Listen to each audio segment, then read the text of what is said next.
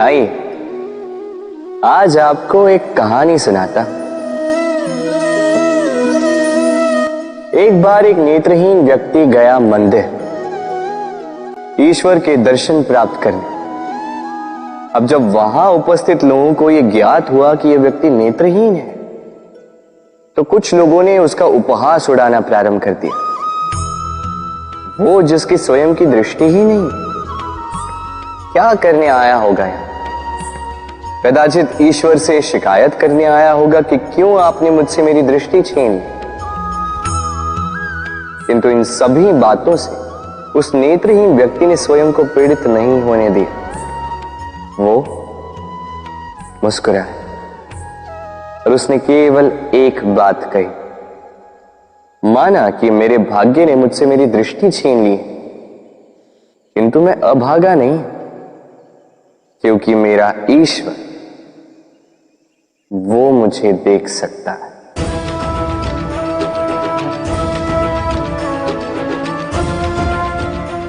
स्मरण रखिएगा, दृष्टि नहीं दृष्टिकोण आवश्यक है।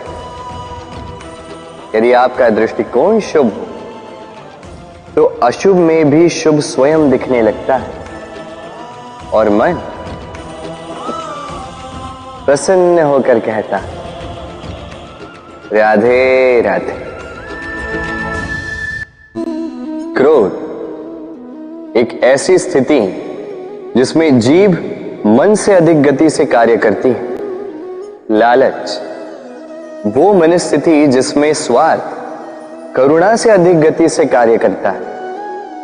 प्रतिशोध जिसमें व्यक्ति दूसरों से अधिक स्वयं को हानि पहुंचाकर सुख पाता है। और ईर्ष्या जिसमें व्यक्ति स्वयं के अस्तित्व को ही खो बैठता है, कुछ और ही बन जाता है। दूसरी ओर आनंद वो स्थिति जिसमें आत्मा शरीर से अधिक प्रसन्न होती है। और प्रेम वो परम भाव जिसमें हमारा दुख सब में बट जाता है और सबका सुख हम में आ जाता है। तो आपको क्रोध, ईर्ष्या, लालच और प्रतिशोध में रहना है या आनंद में रहकर प्रेम से ये जीवन व्यतीत करना है? निर्णय आपका है, क्योंकि मैं तो अपना निर्णय कब का ले चुका। राधे राधे। यदि जांचने जाओ तो ऐसा कोई रत्न नहीं जिसमें कोई खोट ना, किंतु यदि मन में बसा तो प्रत्येक रत्न हमारे लिए सर्वश्रेष्ठ। यदि परखने जाओ तो संसार में ऐसा कोई जीव नहीं जो सर्व से अधिक विषैला, किंतु यदि मानो तो ऐसा कोई जीव भी नहीं जो सर्व से अधिक सरल, जो केवल अपने पथ पर चलता है, जानकर किसी को हानि नहीं पहुंचाता। उसी प्रकार मनुष्य,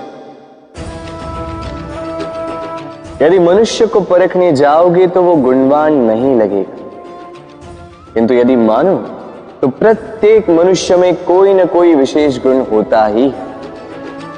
बस बात आती है आपके दृष्टिकोण की। इसलिए अपने जीवन में मनुष्य को परखने में समय नष्ट ना करें। मनुष्य कोई वस्तु तो नहीं, मनुष्य आत्माधारी जीव है जो कदाचित आपके व्यवहार से बदल भी जाएंगे, पराये भी आपको अपना मानकर गले लग जाए। बस प्रेम भाव को ऊपर है। राधे राधे।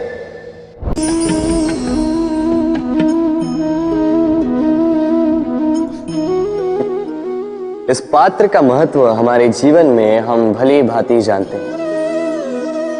गर्मी की ऋतु में ये हमारी प्यास बुझाता है, शीतल जल को जैसे अमृत बनाकर हम तक सौंपता है। किंतु इस पात्र को बनाया कैसे जाता है? क्या इस प्रक्रिया के विषय में आपको ज्ञात है?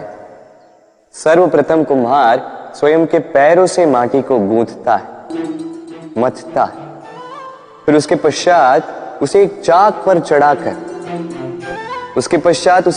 पर चढ़ाकर घुमाता है, फिर उसके ऊपर बाहर से प्रहार करता है और साथ ही भीतर से सहारा भी देता है ताकि ये मटका टूटे। फिर अपनी ही बनाई रचना को जलती हुई भट्टी में छोड़ देता है तपने के लिए, और उसके पश्चात शीतल जल देने वाला ये पात्र हमें प्राप्त होता है।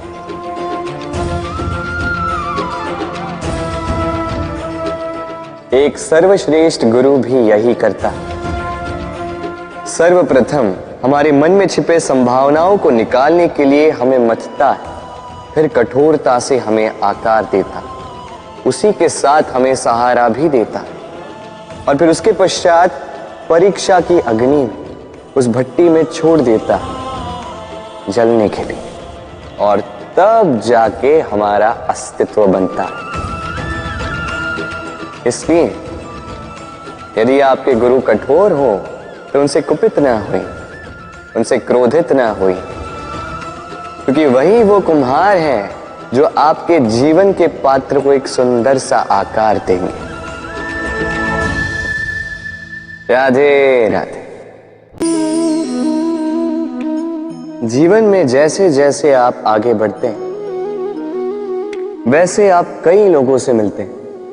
उनमें से कुछ आपका उत्साह बढ़ाते हैं, कुछ आपको शक्ति देते हैं, कुछ हताश हो जाते हैं, तो कुछ आपके ऊपर पत्थर भी फेंकने लगते हैं। ऐसे में हम में से अधिकतर लोग क्या करते हैं? दूसरों के कर्मों के कारण स्वयं विचलित हो जाते हैं, क्रोधित हो जाते हैं उन पर, उनसे लड़ते हैं, उन्हें कोसते हैं, प्रतिशोध की भावना लेकर उन्हीं के फेंके हुए पत्थर पुनः उन्हीं के पास फेंकने का प्रयास करते हैं। किंतु इससे होता क्या? यह है आपका लक्ष्य, यह है आपकी राह। अब इन सारी बातों के कारण आप यहीं रुककर इनका सामना करने लगते हैं। इसमें सफलता तो प्राप्त हुई, किंतु आपको नहीं। उन लोगों को जिन्होंने आपको रोकने की मंशा से आपके ऊपर पत्थर फेंकना प्रारंभ किया था, यदि उसके बदले उन पत्थरों को इकट्ठा करके आप अपना एक घर बना लें, तो आप पर पत्थर फेंकने वालों की संख्या धीरे धीरे कम होती जाएगी। आप भी अविचल होकर अपने लक्ष्य की ओर आगे बढ़ पाएंगे।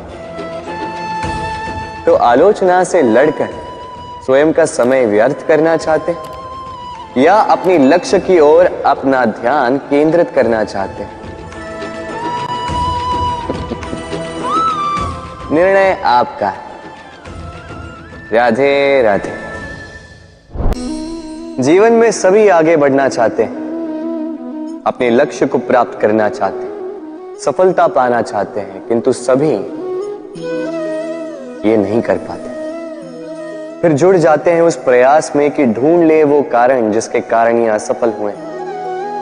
अब उसमें भी अधिकतर लोग गलत चयन कर जाते हैं।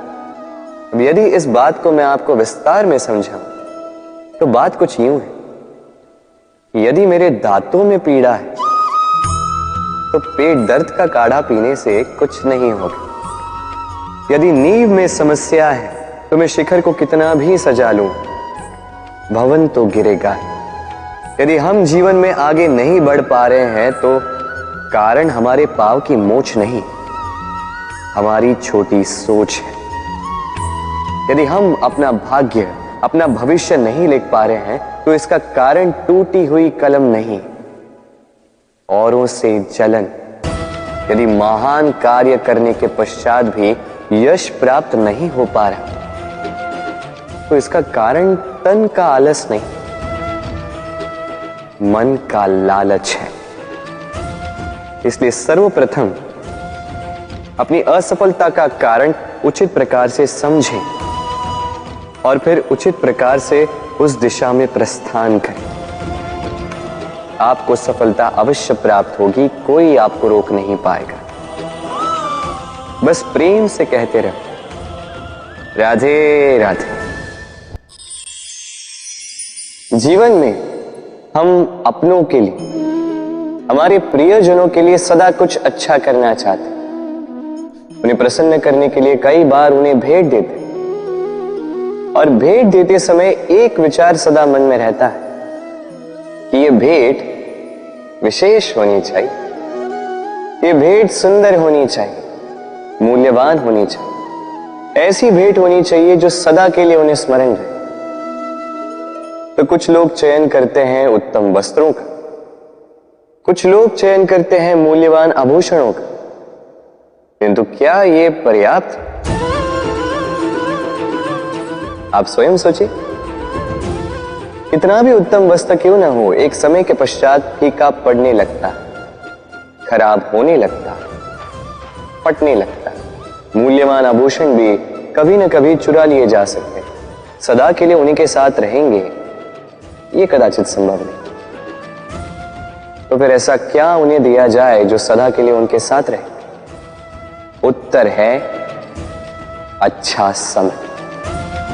यदि आप किसी को उत्तम भेंट देना चाहते हैं तो उनके साथ उत्तम समय व्यतीत कीजिए, क्योंकि जैसे जैसे समय व्यतीत होता जाएगा ये पुराना नहीं होगा, ये सदा मन में जीवित रहेगा और उन मुस्कुराहट के पलों को ना कोई उनसे छीन पाएगा ना ही चुरा पाएगा।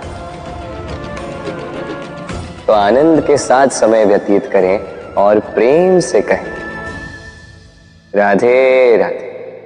जीवन में कभी कभी आपने क्या पा लिया, उससे भी अधिक महत्वपूर्ण यह है कि आपने क्या त्याग दिया। किंतु किन किन बातों से सावधान रहा जाए, ध्यान से सुनिएगा। जीवन में जब भी आप अपना लक्ष्य चुनो तो भ्रम से सावधान रहिए, क्योंकि वो आपके लक्ष्य को भटका देगा। जब यात्रा करो तो आलस्य से सावधान रहिएगा, क्योंकि वो आपको आपकी यात्रा पूर्ण करने देगा नहीं। जब भी न्याय करो तो मित्रों से सावधान रहिएगा, क्योंकि वो आपकी न्याय करने की शक्ति को दुर्बल बना देता।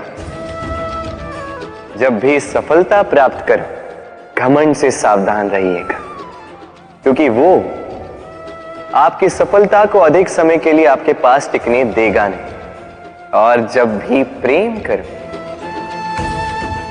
स्वयं से सावधान रहिएगा, क्योंकि मैं आपको कभी हम बनने नहीं देगा।